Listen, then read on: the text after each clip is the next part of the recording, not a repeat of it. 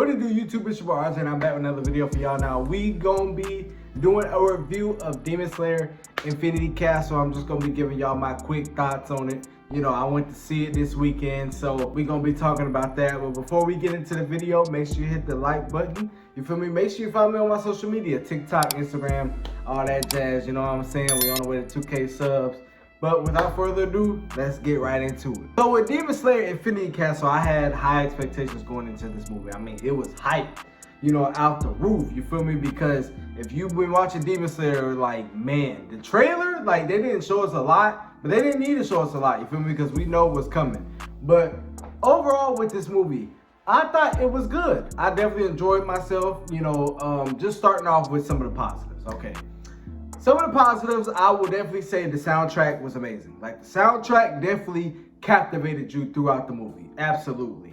Also, I will say the action, of course. I mean, top tier, of course. No, you know what I'm saying? Demon Slayer, you know action is going to be an amazing thing that we get. Also, I will say the tone.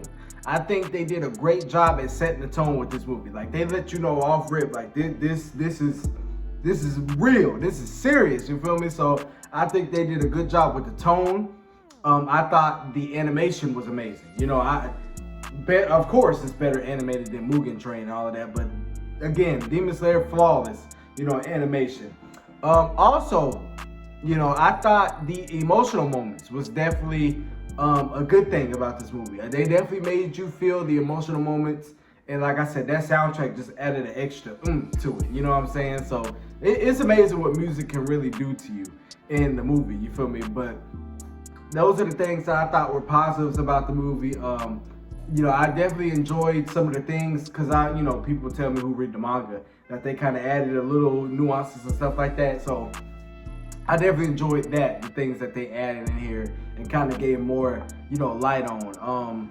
Overall, for characters that surprised me, like Zenitsu, I knew Zenitsu was going to be locked in, but man, his fight, man, I did not expect that. Like that right there, wow. It had me almost standing up in the theater. I was like, yo, Zenitsu is dope, man. Like, hey, from the beginning, you feel me? I knew it was something about Zenitsu. I was like, man, even though he, you know, is kind of weird and stuff like that, and he's gonna be acting scary, but he made it to the end of the mountain in the first season. So he gotta be dope in some way, but yeah, Zenitsu's came a long way, bro. Like, man, he came through for real.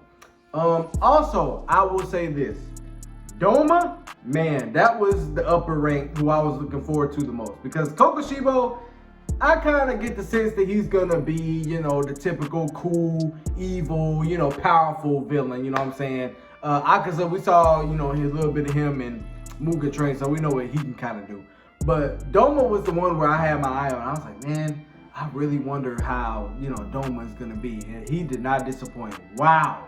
Like, the way he was just trolling Shinobu and kind of rage baiting her while he was killed, like, while he offed her, like, that was crazy. That was why I was in the theater like, yo, this dude needs to be stopped. Like, he needs to be stopped immediately, for real. So Doma, definitely, like, hey, bro. And the fact that he fighting fans, like, oh my gosh, that's just crazy. But yeah, he definitely, hey, expectations was met there.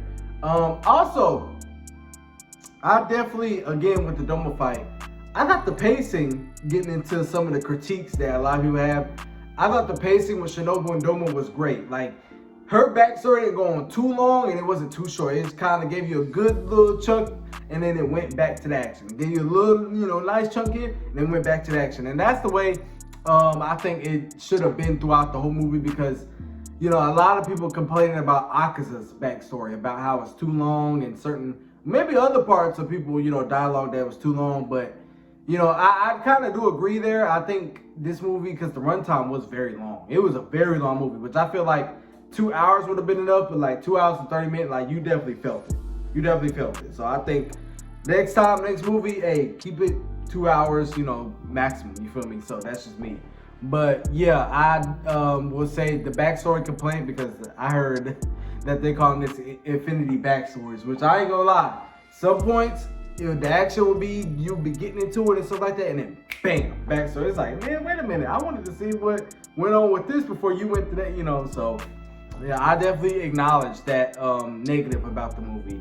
And also, I just felt like overall with the trilogy thing, I just don't think that's a good idea. Like, I know it's happening already, you can't do nothing about it, but I think it would have been better if they did a combination of like 4 episodes from the season Infinity Castle, and they released the season later on, like months later or something like that. Like, I think that would have been a lot better, to be honest. But hey, I mean, they doing it the way they doing it, and they're making a lot of money from it, apparently. You feel me? But also, release it worldwide next time. Like, why the heck did we have in America? Why do we have to wait a whole freaking month before we got like that? I think that's just dumb. Like, release it worldwide, bro. Like, it ain't that hard.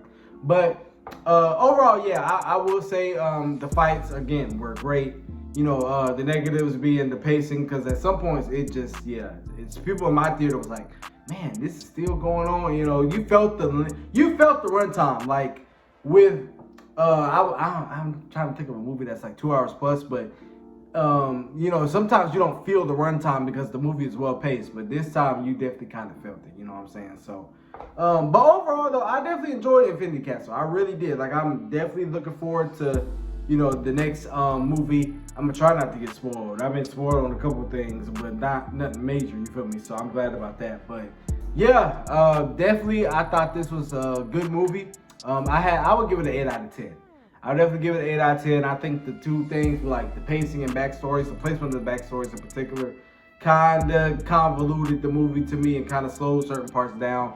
But overall, definitely enjoyed it and definitely worth it in my opinion. So leave a like if you enjoyed this video. Make sure to subscribe button to reduce your bar. Till next time, y'all stay safe out there. I'm gone.